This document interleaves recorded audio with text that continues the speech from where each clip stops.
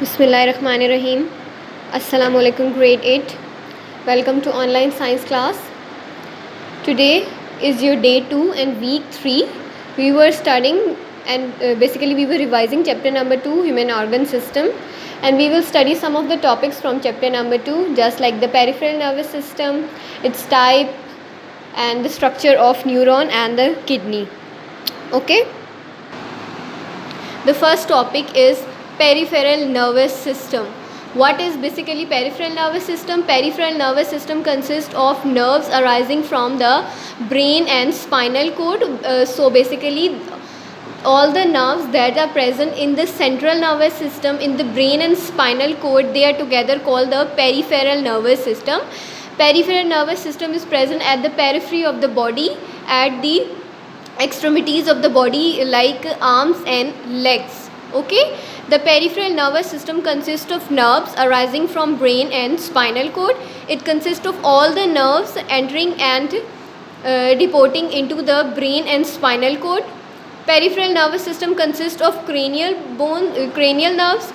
Cranium is another name of brain. Cranial nerves are 12 pairs. 12 pairs meaning 24 single nerves, and spinal nerves consist of 31 pair. 31 pairs meaning 62 single nerves. So peripheral nervous system consists of the nerves arising from brain and the spinal cord. Peripheral nervous system can be divided into two subtypes. For example, the somatic nervous system and the parasympathetic nervous system.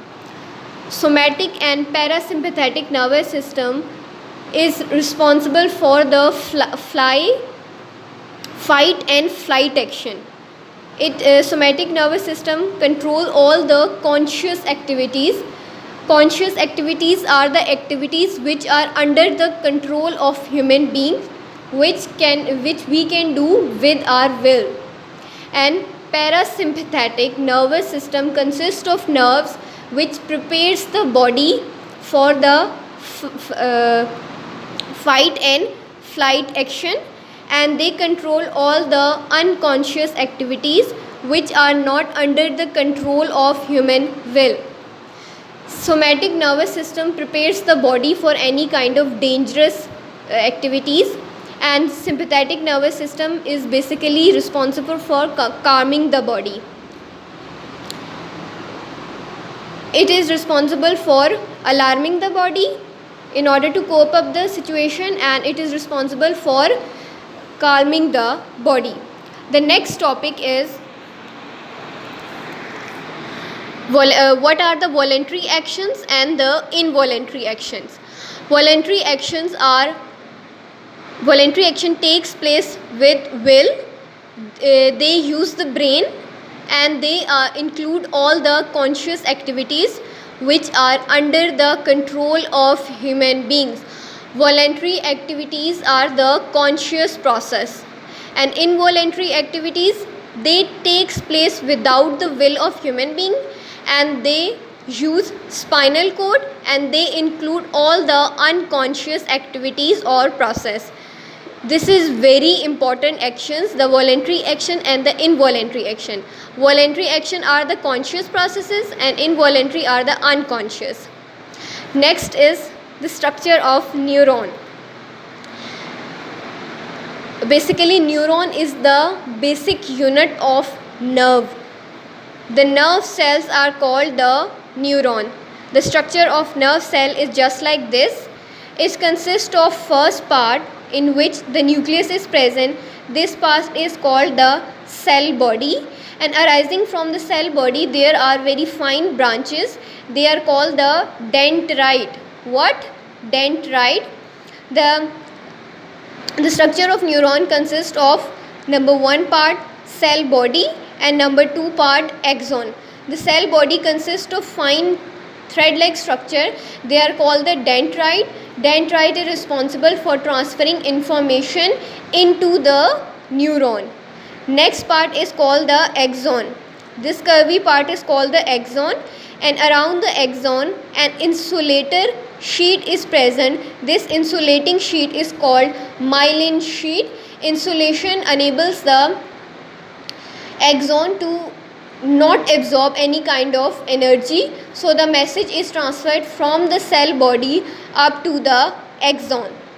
Okay, dendrite is responsible for entering the information into the neuron, and axon is responsible for transferring the information out of the axon.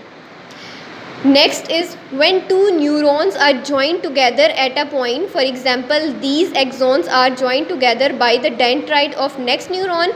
The point at which two neurons are connected with each other, this point is called synapse. What is the purpose of synapse? Synapse is responsible for transferring information from one neuron into the next neuron. Okay. Next is the types of neuron. There are three types of neuron: sensory neuron, interneuron, and motor neuron. Sensory neurons are present in the sensory organ that sense the stimuli, any change in the environment. They transfer the information from the sensory organ to the brain. Interneurons are the neurons that are present in the brain, and they are responsible for the interpretation of the information coming from the sensory neuron. The third is the motor neuron. Motor neurons take the information from the interneuron and transfer them to the effectors for the response, and the effectors are the muscles and the organs. Next is the human excretory system. Before starting the human excretory system, we have to study the structure of kidney. Okay, so the structure of kidney is just like a bean. Okay, kidneys are dark bean shaped structure. They are present in the abdomen at the back side of the vertebral column. So they are dark in color and are just like the shape of a bean. They are present in the abdomen at the back side. They are enclosed in a membrane called renal capsule. Whenever the name renal will come, renal definitely mean the kidney. In biological term, we represent kidney as the renal. Kidneys are enclosed by a membrane. They are protected by a membrane called the renal capsule. What? They are enclosed in a membrane called renal capsule. At the center of the kidney, a depression is present called called hilus. At the center of the kidney, you can see a depression. This is the depression here, the deep groovy part of kidney. This is called hilus. What? Hilus. Okay. Kidney consists of two major parts. The outer part is called the renal cortex, and the interior middle part is called renal medulla. The renal medulla consists of many cone shaped structure. These structures are called the renal premids. What? Renal premids. And after the purification of water and other nutrient, the excess water or the harmful toxic material are collected in the kidney with the help of renal premids, and after the collection of the urine, after the water and minerals are converted into the urine, this is called the ureter, and with the help of ureter, the urine is transported from the kidney up to the urinary bladder.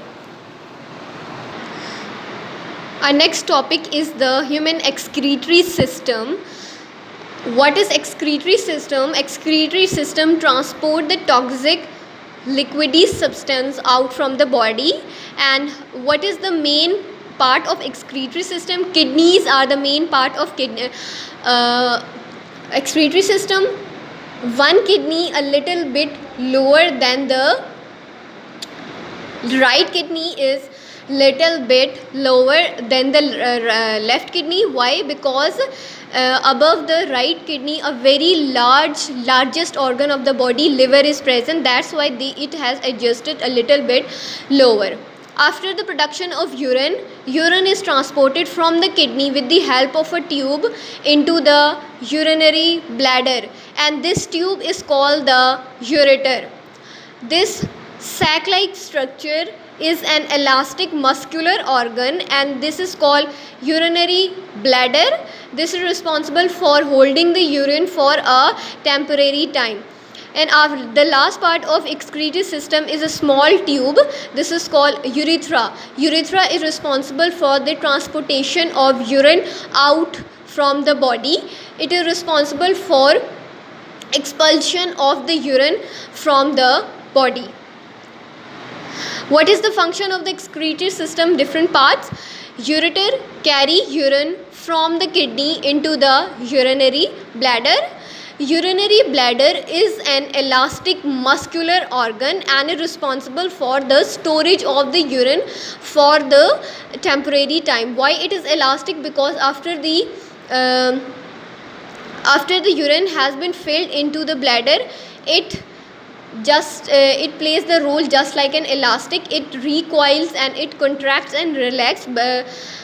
And then the last part is the urethra. Urethra is a tube for the passageway of urine out of the body. Urethra is responsible for the transportation of urine from the body into the outer environment, expulsion of the urine from the body. Okay, thank you. Allah Hafiz.